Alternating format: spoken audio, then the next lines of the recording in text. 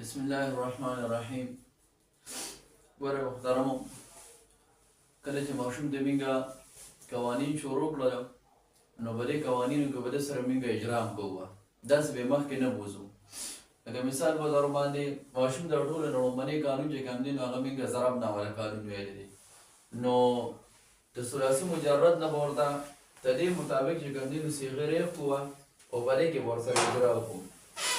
دا مزید د بهم نه بوځو چې په ماشوم باندې دا سبق بوج نه شي. او د موږ د صیغه وروړه کتاب نه نو لومړنی دې موږ په دې کې وچو چې بچي دا کتاب نه ماضي ده که مضارع ده، نو دې به وي ماضي ده. معلوم دی که مجهول دی نو معلوم دی. ها غایب دی که مخاطب دی نو غایب دی. مذکر دی که مؤنث دی نو د مؤنث صیغه ده. واحد تثنیه جمع کې جمع ده. ضمیر پکې سره بارز دی، پکې تعبیر به څه سره کوو؟ نصر به کوو. همجوی سره نو نصر نه او دغه شان حبد اقسام کې سره نو صحیح نه. 4 اقسام کې سره ثلاثي مجرد دی. 3 اقسام اجرا دي مرسره پکې وکړو. اسم بیل حرف کې سره نو فعل دی.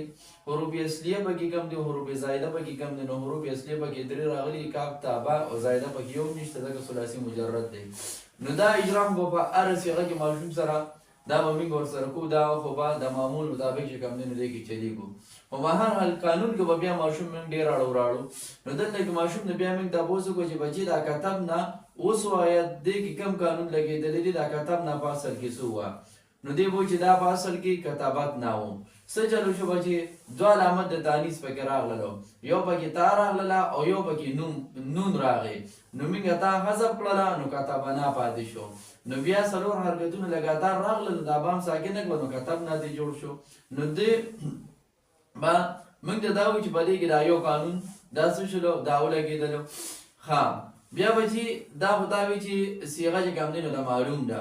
خو چېرې ته د دې نه صیغه د مجهول جوړ کړو نو هغه به څنګه کوي؟ په دې کې به ماشوم چلول غواړم په دې کتاب نه کې. نو دې به بیا وایي چې دا څه شو؟ کوتب نه شو. ښه په دې کوتب نه کې اوس وایي په دې کې کم کم قانونونه لګېدلي دي. نو دې به وایي چې یو پکې دغه ضرب نه والا قانون لګېدلی چې دا کوتب نه په اصل کې کوتبت نه و.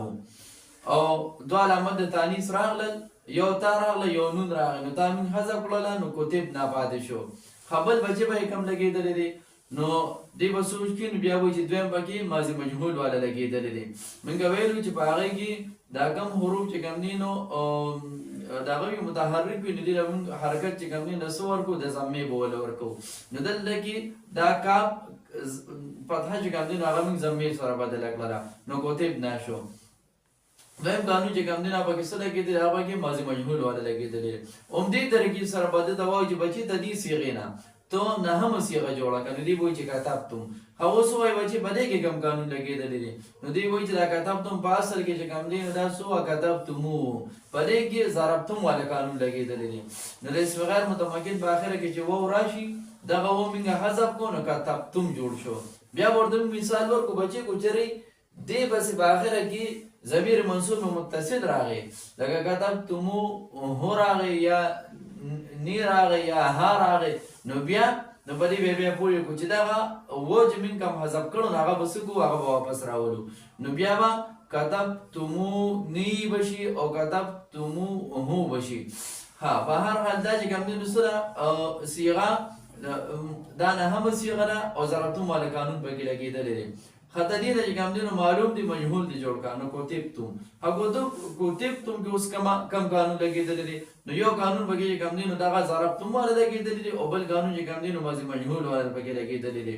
په اصل کې چې کوم دی نو دا څه وه؟ کوتبتمو.